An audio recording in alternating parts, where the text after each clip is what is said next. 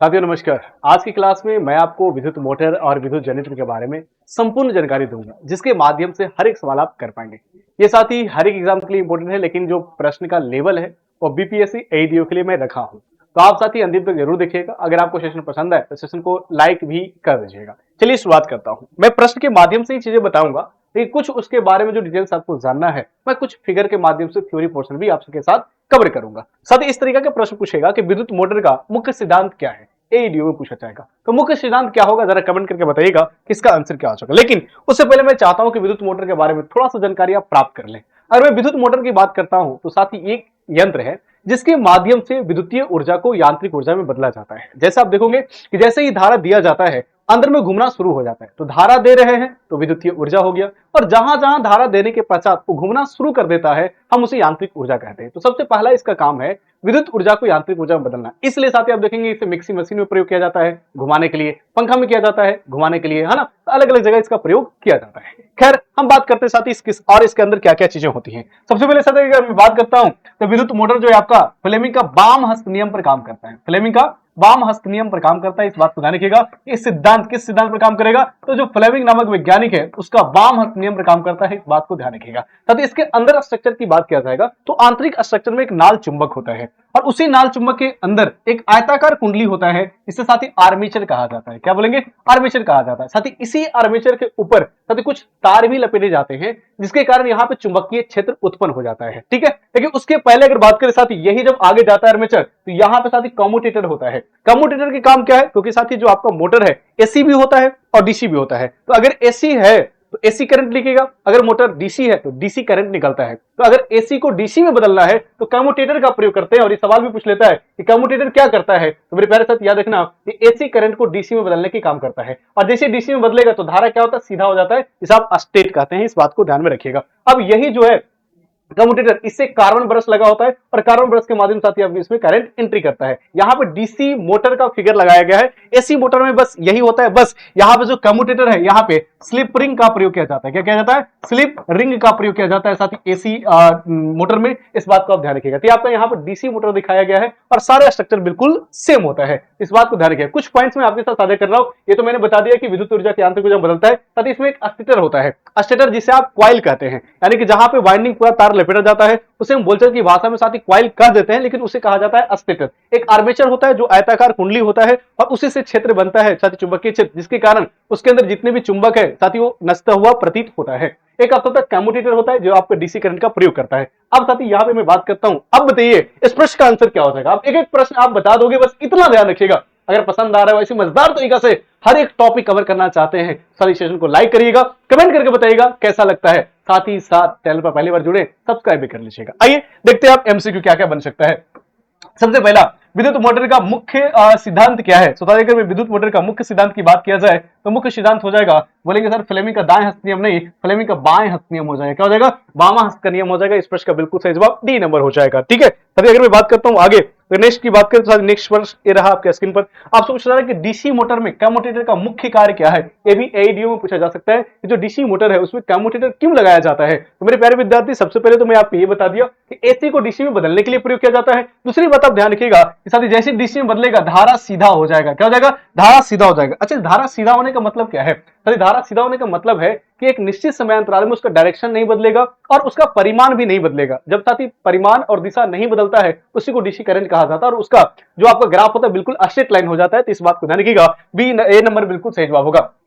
अगर साथ ही 72 बीपीएससी का अगर शानदार तरीके से तैयारी करना चाहते हैं तो हमारे साथ हमारे एप्लीकेशन पर जुड़ना बिल्कुल मत भूलिएगा। डिस्काउंट प्राइस के साथ साथ ये कोर्सेज उपलब्ध है हमारे एप्लीकेशन द ऑफिशियल एकेडमी पर, इस बात को ध्यान रखेंगे। नेक्स्ट साथी, मोटर में टॉर्क का सूत्र क्या होता है। अगर मैं बात करता हूं साथ ही विद्युत मोटर मैंने आपको दिखाया तो उसमें मैग्नेट होता है। जब मैग्नेट है तो वहां पे मैग्नेटिक फील्ड भी बनेगा और साथ ही बल भी लगेगा, जिसे हम ईएमएफ कहते हैं, इलेक्ट्रोमोटिव फोर्स कहते हैं। अब इलेक्ट्रोमोटिव फोर्स से वहां पे टॉर्क उत्पन्न होता है, तो टॉर्क का सूत्र क्या होगा मोटर में। अगर मैं टॉर्क की बात करता हूं, बल आघूर्ण की बात करता हूं, तो आप सभी जानते हैं कि सर बल आघूर्ण बराबर क्या होता है, तो बल गुने दूरी होता है। बल गुने दूरी होता है, लेकिन ये बाह्य चीजें की बात है, मोटर के अंदर की बात नहीं, बाहर की बात है साथ। लेकिन अंदर में भी यही काम होता है, लेकिन टॉर्क बराबर डायरेक्ट साथ आप निकाल लेना। मोटर में क्या होता है, V I L sine theta होता है। याद रखिएगा साथ ही टॉर्क बराबर क्या होगा मोटर के अंदर, V I L sine theta होता है। इस बात को ध्यान रखेंगे। डीसी जनरेटर में कम्यूटेटर का कार्य क्या है। साथ ही मैंने आपको मोटर बता दिया, अब थोड़ा सा जनरेटर के बारे में बता देता हूं जो आपके एग्जाम के लिए इंपॉर्टेंट रहेगा।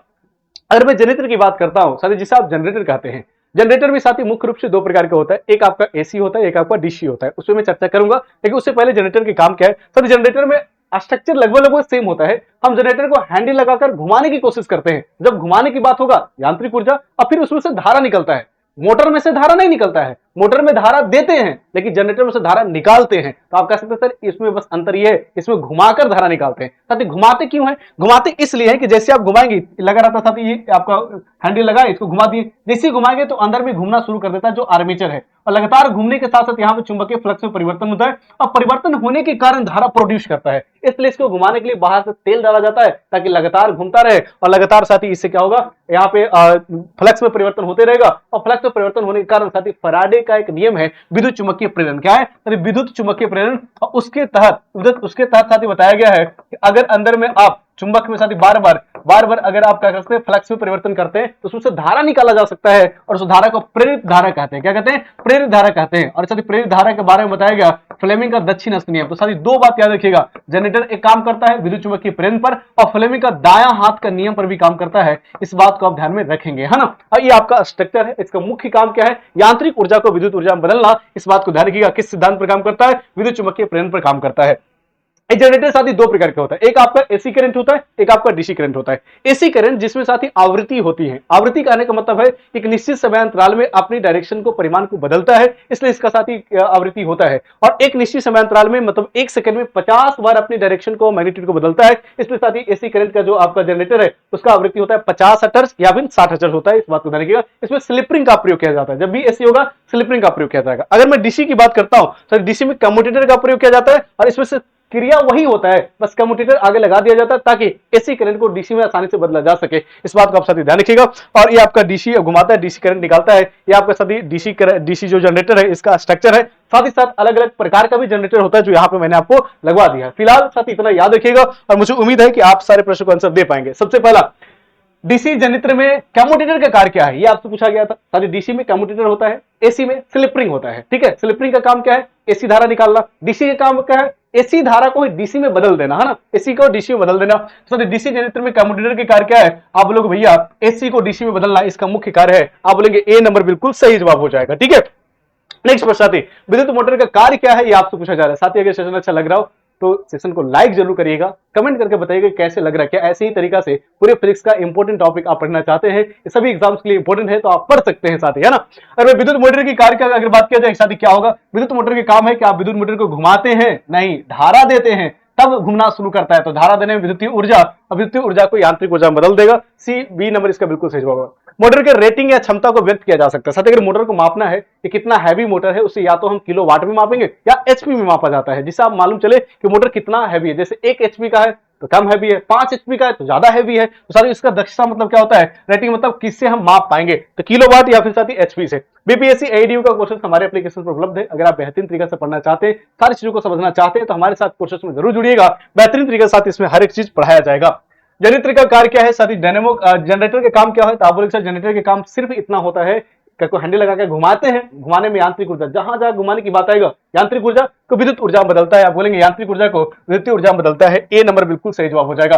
डीसी जनरेटर में ब्रश किस पदार्थ का बना होता है? साथी जो डीसी जनरेटर हो या डीसी मोटर हो, उसमें जो ब्रश बना होता है वो साथी ग्रेफाइट का होता है या फिर कार्बन का होता है। इसलिए मैंने वहां पे बोला कार्बन ब्रश होता है या ग्रेफाइट लगा होता है, इस बात को ध्यान रखना। तो कार्बन या ग्रेफाइट होता है, ये भी प्रश्न पूछा जा सकता है। जनित्र में कोर को पटिलता क्यों बनाया जाता है? साथी आपको जो जनित्र बनता है उसमें कोर बनाया जाता है, और कोर साथी लोहा, नरम लोहा का होता है। क्यों बनाया जाता है? ताकि उसमें भावर धारा उत्पन्न ना हो। भावर धारा उत्पन्न होता है तो धारा का ही विरोध करता है, इसलिए साथी भावर धारा और हानियों को रोकने के लिए साथी किया जाता है। इस बात को ध्यान रखना, भावर धारा को साथी रोकने के लिए। नेक्स्ट साथी सीटेट का भी कोर्स हमारे एप्लीकेशन पर उपलब्ध है। अगर आप जुड़ना चाहते हैं, पढ़ना चाहते हैं, बेहतरीन तरीके से आप चीजों को सीखना चाहते हैं, हमारे कोर्सेज में जरूर जुड़िएगा। नेक्स्ट, डीसी जनित्र में उत्पन्न विद्युत वाहक बल की आवृत्ति क्या होता है? साथी डीसी जनित्र की बात कर रहा है, एसी में तो होता है क्योंकि वो निश्चित समय अंतराल में अपने दिशा और परिमाण को बदलता है, लेकिन डीसी जनरेटर में साथी वो अपना दिशा परिमाण बदलता ही नहीं है। इसलिए डीसी मोटर की बात करें या डीसी जनरेटर की बात करें, उसकी आवृत्ति 0 होगा, क्योंकि साथी यहां आवृत्ति का मतलब होता है कि 1 सेकंड में अपने दिशा और परिमाण को कितना बदल रहा है। तो आप बोलोगे सर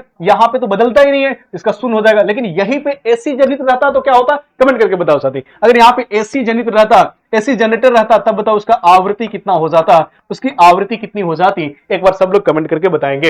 नेक्स्ट, कौन सा नियम ऊर्जा संरक्षण के सिद्धांत पर आधारित है? तो साथ ये बिल्कुल अलग ही है, तो लेंस का नियम, क्योंकि इसी में आपका विद्युत चुंबकीय प्रेरण आता है, उसी से संबंधित एक प्रश्न पूछ लेता है कि कौन आपका ऊर्जा संरक्षण के सिद्धांत पर आधारित है, तो आप बोलेंगे सर लेंस का नियम जो है ऊर्जा संरक्षण के सिद्धांत पर आधारित है। विद्युत मशीन जिसे हम जनरेटर या मोटर कहते हैं, लौ हानि क्या होता है? सर ये भी सवाल पूछ सकता है, लौ हानि क्या होता है? साथ ही अगर हम बात करें तो विद्युत मोटर या जनरेटर के बारे में अगर बात करूं तो उसमें साथ ही एक लौ हानि होता है, आयरन लॉस होता है। आयरन लॉस क्या होता है? हिस्टेरिसिस या भावर धारा की हानियों को ही आयरन लॉस कहा जाता है, क्योंकि नर्म लोहा का कोर बना होता है और उसी कोर से साथ ही उत्पन्न होता है भावर धारा, जिससे इडी करंट कहते हैं। वो मेन करंट को क्या करता है? विरोध करता है, जिसके कारण साथ ही जल्दी से जनरेटर गर्म हो जाता है या मोटर जल्दी से गर्म हो जाता है और उसको खराब होने की संभावना ज्यादा बढ़ जाती है। ठीक है, इस बात को ध्यान रखना। साथ ही सी इसका बिल्कुल सही जवाब होगा। एसी जनरेटर की आउटपुट वोल्टेज का ग्राफ आकार कैसा होता है? साथ ही एसी जनरेटर का आउटपुट जो ग्राफ आएगा, याद रखना साथियों क्या होगा, तो आप कर रहे जया वक्र होता है, उसका ग्राफ कैसा आएगा? जया वक्र आएगा। साथ ही एसी करंट में जया वक्र बहुत इंपॉर्टेंट है, ये ध्यान रखिएगा। मोटर में बल आघूर्ण किस कारक पर निर्भर करता है? साथ ही अगर मोटर में बल आघूर्ण कारक, वीवीआई सवाल है, याद रखना सभी एग्जाम्स के लिए। मोटर में जो बल आघूर्ण है, टॉर्क है, इसका सूत्र मैंने बता दिया, किस किस पर निर्भर करेगा? साथ ही क्षेत्र के फ्लक्स भी करता है, आर्मेचर में कितना धारा जा रहा है उस पर भी निर्भर करता है, चालक की संख्या कितना है उस पर भी निर्भर करता है। आप बोलोगे डी नंबर इसका बिल्कुल सही जवाब हो जाएगा।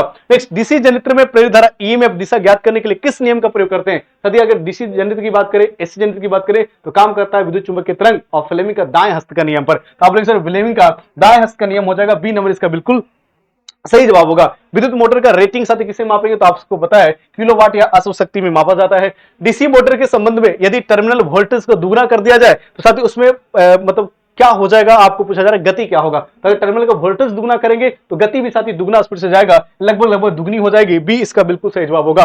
इलेक्ट्रो प्लेटिंग यानी विद्युत लेपन में एक धातु वाला है, साथ ही दूसरे धातु को जब लेप चखाया जाता है उसे विद्युत लेपन कहा जाता है। तो विद्युत लेपन करते समय किस जनरेटर की आवश्यकता पड़ती थी? याद रखना कम वोल्टेज वाला डीसी का, कम वोल्टेज का डीसी, साथ ही निम्न वोल्टेज का डीसी का चाहिए हमें जनरेटर, ताकि हम सदी क्या कर सके, तो उसमें हम करवा सके साथ ही विद्युत लेपन। साथ ही ये कैसा सेशन लगा कमेंट करके कमेंट बॉक्स में आप जरूर बताइएगा। सेशन अच्छा लगा तो सेशन को लाइक कर दीजिएगा। मिलते हैं नेक्स्ट क्लास में। Thank you so much. जय हिंद।